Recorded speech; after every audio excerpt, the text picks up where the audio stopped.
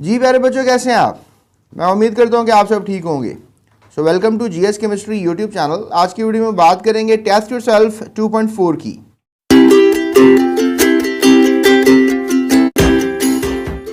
चलते हैं पहले सवाल की तरफ।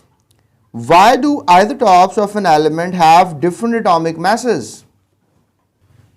प्यारे बच्चों, जो आइसोटॉप्स होते हैं, मैंने आपको पहले भी बताया था कि इनके एटम्स के अंदर जो है, तो प्यारे बच्चों जैसे हमारे पास ये एटम का न्यूक्लियस है, आपको पता है कि लेट्स से दैट मैं ये दो एटम्स ड्रॉ कर लेता हूँ।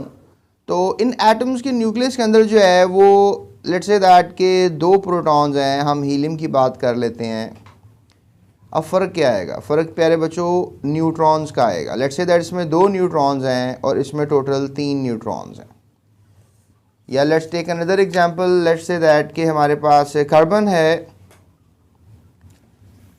और कार्बन में हमारे पास टोटल प्रोटॉन्स की तादाद जो है वो 6 होती है। लेट्स से दैट इसमें भी 6 है। तो अब जो न्यूट्रॉन्स हैं वो बेसिकली आप कह लें कि इसमें तो 6 होंगे, लेकिन प्यारे बच्चों इसके अंदर न्यूट्रॉन्स की तादाद जो है वो टोटल 7 हो जाएगी। यानी अगर इसका मैथ देखें प्रोटॉन और न्यूट्रॉन का, ये 12 निकलेगा। इसका देखें तो क्योंकि ये 6 और 7 का कॉम्बिनेशन है तो यहाँ पर जवाब 13 आएगा। यानी जो 6 प्रोटॉन होते हैं वो कार्बन में होते हैं और न्यूट्रॉन जो है वो कार्बन में 6 भी हो सकते हैं और 7 भी हो सकते हैं। यानी कि यहाँ पे न्यूट्रॉन्स की तादाद 6 है, जबकि यहाँ पे न्यूट्रॉन्स की तादाद जो है वो 7 है। सो यहाँ से हमने अंदाज़ा लगा लिया कि एटम में जो फ़र्क आता है, इसके दो शेल्स होते हैं, दोनों एटम्स के दो शेल होंगे, 6 इलेक्ट्रॉन्स होंगे, ठीक है। आउटर शेल में 4 होंगे, इधर भी आपको 4 ही नज़र आएंगे। तो यहाँ से अंदाज़ा लगता है कि why do isotopes of an element have different atomic masses? Because they have different number of neutrons. क्योंकि उनमें न्यूट्रॉन्स का फ़र्क होता है। उनके न्यूक्लियस के अंदर न्यूट्रॉन्स एक जैसे नहीं होते हैं, और जब ये न्यूट्रॉन्स एक जैसे ना हो तो हम टोटली डिक्लेयर करेंगे कि इनके एटॉमिक मासेस में फ़र्क आएगा।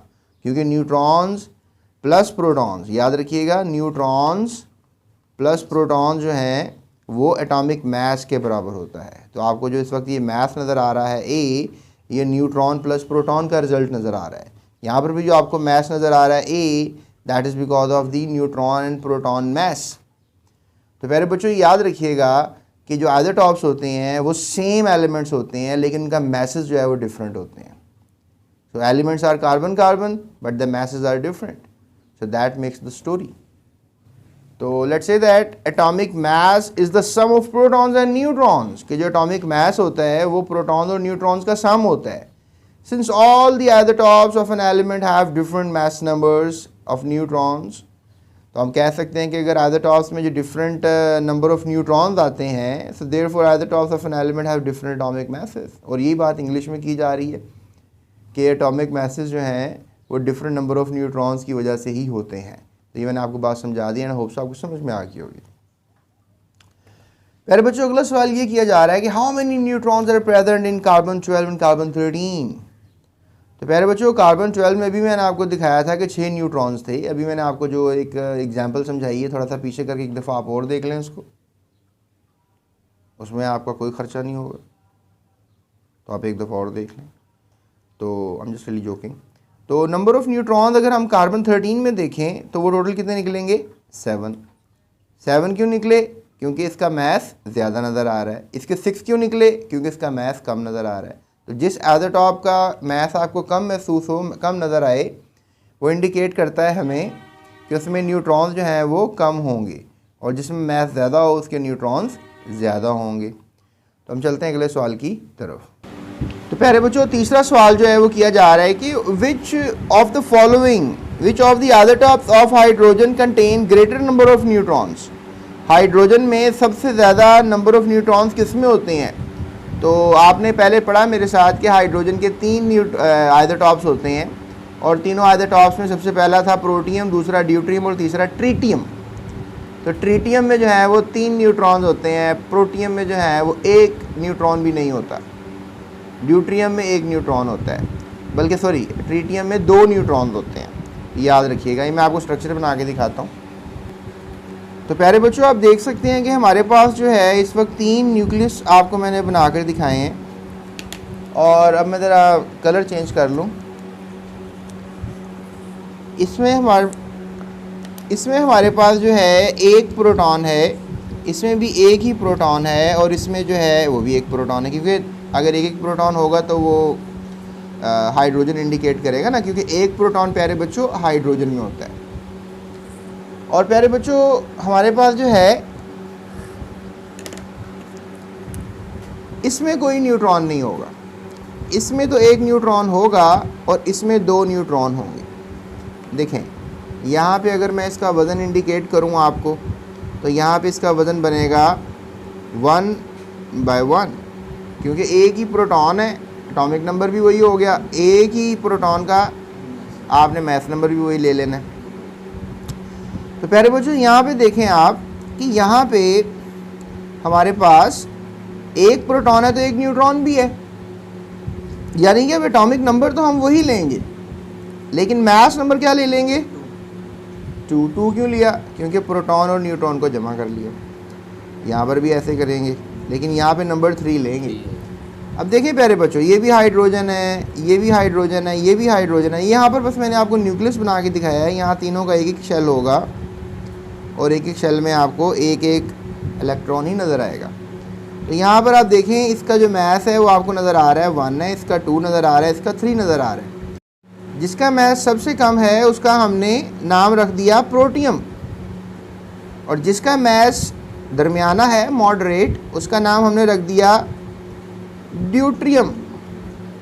और प्यारे बच्चों जिसका मास सबसे ज़्यादा है उसका नाम रख दिया ट्रीटियम। तो उन्होंने सवाल यही किया था कि कौन से आइसोटॉप ऑफ हाइड्रोजन में ग्रेटर नंबर ऑफ न्यूट्रॉन्स होते हैं। तो आप सब ने मिलकर कहा था कि सर ट्रीटियम में होते हैं, और इसमें न्यूट्रॉन्स की तादाद क्या होती है? 2, क्योंकि एक प्रोटॉन है और 2 न्यूट्रॉन, तो लिहाजा ये इसका जवाब होगा जी। तो प्यारे बच्चों अब आपको नज़र आ रहा है कि ट्रीटियम जो है उसमें 2 न्यूट्रॉन्स होते हैं, और ग्रेटर नंबर ऑफ न्यूट्रॉन्स आपको प्रोटियम और ड्यूट्रियम में नहीं मिलेंगे बल्कि ट्रीटियम में मिलेंगे। किस में मिलेंगे? ट्रीटियम में मिलेंगे। प्यारे बच्चों अगला सवाल ये है, give 1 example each of the use of radio isotope in medicine radiotherapy. यानी कि मेडिसिन में जो एक आइसोटॉप इस्तेमाल होता है उसका इस्तेमाल बताएं, और एक रेडियोथेरेपी में जो इस्तेमाल होता है उसका भी नाम बता दें। प्यारे बच्चों मेडिसिन में आयोडीन 131 को इस्तेमाल किया जाता है, और इसका मीनिंग, इसका जो कह लें कि मकसद होता है, डायग्नोस का मतलब है इलाज करना। इसका इलाज जो होता है यानी जो ट्रीटमेंट करता है वो क्या ट्रीटमेंट करता है? गोइटर की। यानी कि गोइटर का इलाज थायराइड ग्लैंड में जो है वो कौन करता है? आयोडीन 131। आयोडीन 131 के कितने आइसोटॉप्स होते हैं आप मुझे कमेंट में ज़रूर बताएं, क्योंकि आप अगर कमेंट में ये बात लिखेंगे तो दूसरे बच्चों तक भी इंफॉर्मेशन पहुंच जाएगी। और प्यारे बच्चों मज़ीद वीडियोस देखने के लिए आपको डिस्क्रिप्शन में लिंक मिलेगा, उसका फॉलो कर सकते हैं। इसके अलावा हमारे पास रेडियोथेरेपी में जो अगर आप इलाज ढूंढ रहे हैं तो वो मिलेगा आपको फॉस्फोरस 32 में। वैसे फॉस्फोरस का जो ओरिजिनल मास है वो 30 होता है, लेकिन यहाँ पे मैं 32 की बात कर रहा हूँ, यानी 32 आइसोटॉप है फॉस्फोरस का। इसका पुराना नाम आइसिनोक्टालुका था। तो प्यारे बच्चों फॉस्फोरस 32 जो है वो स्किन कैंसर का इलाज करता है। आपको बोर्ड में आने वाला सवाल है, मैं पूछ लेता हूँ, कोबाल्ट 60 का क्या इस्तेमाल है? ठीक है, ये मेरे सवाल का जवाब आप कमेंट में दो कि कोबाल्ट 60 का जो है वो क्या इस्तेमाल है। ठीक है प्यारे बच्चों जी। प्यारे बच्चों अगले सवाल में ये क्या पूछा जा रहा है कि how is the goitre in thyroid gland detected. यानी अगर आपके थायराइड ग्लैंड में एक बीमारी हो गई है, यानी कि आपको खुदा ना खास्ता गुलड़ की बीमारी हो गई है, गोइटर कहते हैं गुलड़ की बीमारी, तो प्यारे बच्चों इसमें गर्दन जो है वो स्वेल कर जाती है। ये बेसिकली आपका ये जो गला है इसमें थायराइड ग्लैंड होता है, इसमें मसला आ जाता है। तो आइसोटॉप्स ऑफ आयोडीन 131 को इस्तेमाल किया जाता है ताकि डायग्नोस किया जाए गोइटर को थायराइड ग्लैंड के अंदर। यही बात हमने अभी ऊपर पढ़ी थी। तो चलते हैं अगले सवाल की तरफ। Define nuclear fission reaction. Nuclear fission reaction क्या होता है?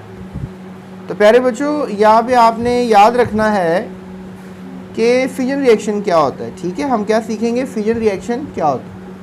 तो प्यारे बच्चों, फिजन रिएक्शन बेसिकली ये होता है कि हमारे पास एक बड़ा सा न्यूक्लियस है और आपने कोई उसके साथ पंगा किया है। पंगे से मुराद है कोई रेडिएशन मारी है उसको या कोई उसके साथ हलचल, तो वो क्या हुआ है, वो टूट गया है। यानी बड़ा न्यूक्लियस जो है वो दो छोटे न्यूक्लियस में तकसीम हो गया, डिवाइड हो गया।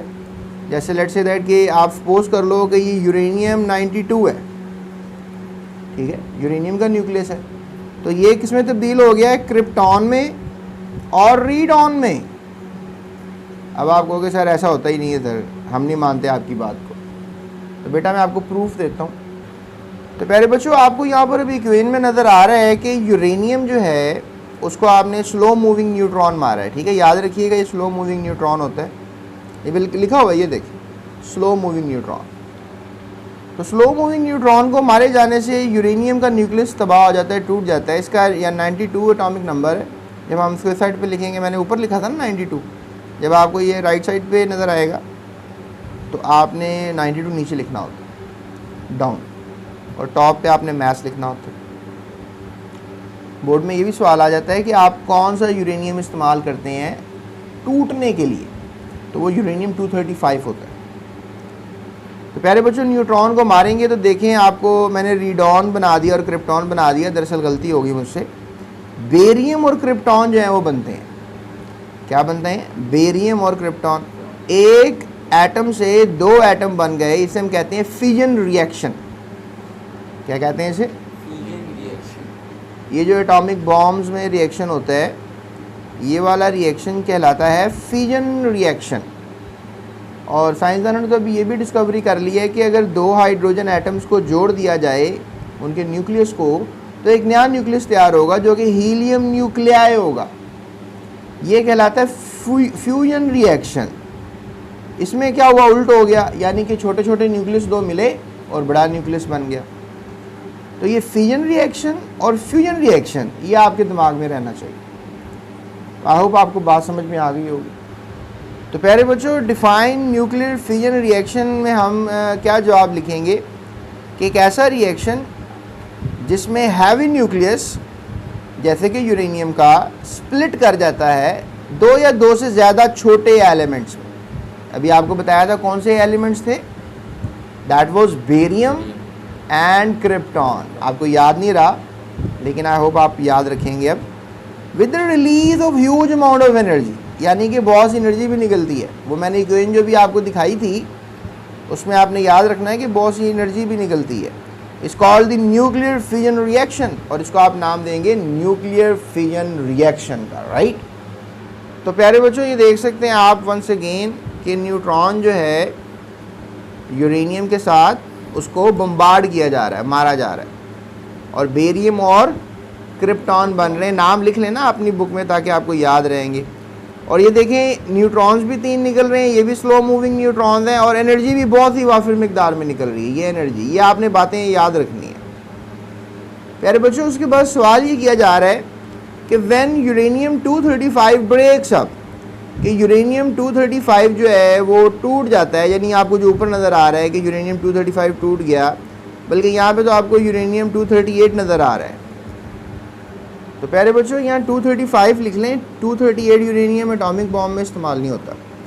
सो it produces large amount of energy. How this energy is used, और इस एनर्जी को हम यूज़ कैसे करते हैं। The energy is use to convert water into steam in boilers, यानी उस एनर्जी को आप क्या करेंगे, जो एनर्जी निकली है उसको आप कह लें कि एटॉमिक एनर्जी है, एटम से निकली है ना, उसको आप क्या कर देंगे, मैकेनिकल एनर्जी में कन्वर्ट करेंगे। यानी उससे आप वो जो बॉयलर है उसके अंदर जो मशीन लगी हुई है उसके पिस्टनों को घुमाएंगे, तो वहाँ से जनरेटर घूमेगा, जनरेटर घूमने से जो है टरबाइंस घूमेंगे, टरबाइंस घूमने से जनरेटर चलेगा, जनरेटर चलने से बिजली बन जाएगी। आपको पता है ना, आपके घरों में भी जनरेटर होता है, जो चलता है तो बिजली बनती है। आपने बैंक के बाहर भी देखा होगा जनरेटर है। तो प्यारे बच्चों, यही स्टोरी है। तो चलते हैं अगले सवाल की तरफ। How many neutrons are produced in a fission reaction of uranium 235। कितने न्यूट्रॉन्स जो हैं वो पैदा होते हैं जब यूरेनियम 235 टूटता है। तो प्यारे बच्चों, याद रखो 3 न्यूट्रॉन्स पैदा होते हैं। कितने, 3 न्यूट्रॉन्स। ये आपको MCQ बोर्ड में आ सकता है।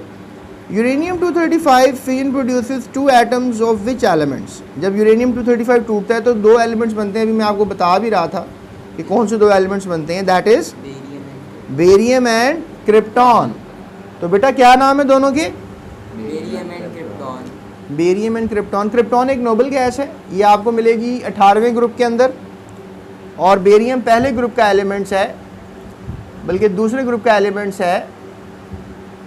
बेरिलियम, मैग्नीशियम, कैल्शियम, स्ट्रॉन्शियम, फिर बेरियम और रेडियम दूसरा ग्रुप पीरियोडिक टेबल का। तो ये 2 एलिमेंट्स आपको बनते हुए नज़र आएंगे। एटॉमिक नंबर देखिए आगे पीछे ही है, सॉरी एक का 56 है बेरियम का और क्रिप्टॉन का 36 है। तो प्यारे बच्चों ये थी आज की वीडियो जिसमें हमने आपको सिखाया कि कैसे हल करेंगे टेस्ट योरसेल्फ 2.4 एंड होप आपको समझ में आ गई होगी। मज़ीद वीडियोस के लिए चैनल के डिस्क्रिप्शन को लाजमी देखिएगा। अभी आपको कोई थंबनेल नज़र आ रहे होंगे प्लेलिस्ट का, एक हमारी रिसेंट वीडियो का और एक इससे नेक्स्ट वीडियो का, जो कि MCQs हो सकते हैं, एक शॉर्ट क्वेश्चन आंसर्स हो सकते हैं। तो वो आप देखें जाकर और हमें बताएं कि हम कैसा काम कर रहे हैं। सो अपना बहुत ख्याल रखिएगा, इस वीडियो को शेयर भी कीजिएगा। अल्लाह हाफ़िज़।